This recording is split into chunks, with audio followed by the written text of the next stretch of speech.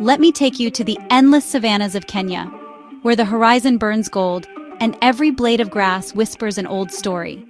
That's where Lemayian, a 12-year-old MAASAI boy, lived.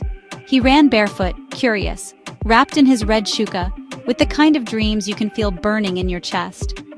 Lemayian's family had very little. His father herded cattle, his mother's beadwork brought a few coins home, but their wealth wasn't measured in shillings. It was measured in traditions, in cows, in community. Still, Lemayian's dreams were bigger than cattle, bigger than the boma.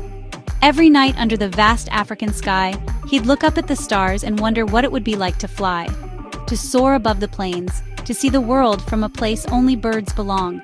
One scorching afternoon when the air tasted like dust, Lemayian was grazing cattle near the village airstrip. Suddenly, a white airplane touched down, kicking up clouds of dust. All the kids rushed to the fence. Out stepped Captain Achieng, a young African woman in a pilot's uniform. For Lemayian, it was like seeing possibility itself walk out of that plane. She noticed the way he stared, not just with awe, but with hunger, with belief. "Ever been inside one?" she asked, kneeling to meet his gaze. He just shook his head. "Not yet." She smiled and invited him to the cockpit. When Lemayian wrapped his fingers around the controls, something changed.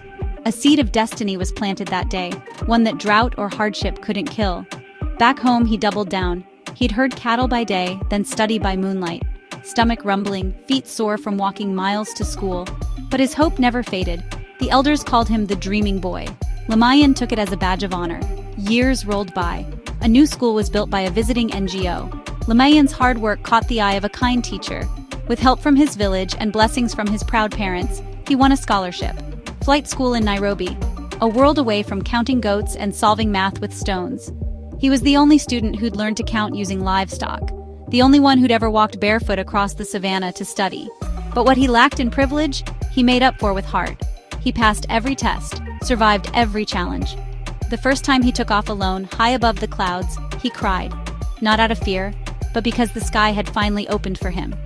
Now, Lemayian returns to his village often. He's still wrapped in his red shúkà, but this time, it's beneath a crisp pilot's uniform. He gathers the children and tells them, "We are born on the ground, but the sky does not belong to others. It is ours too." And every night, new dreamers lie under those same stars Lemayian once counted, believing that if he could touch the sky, maybe, just maybe, they can too.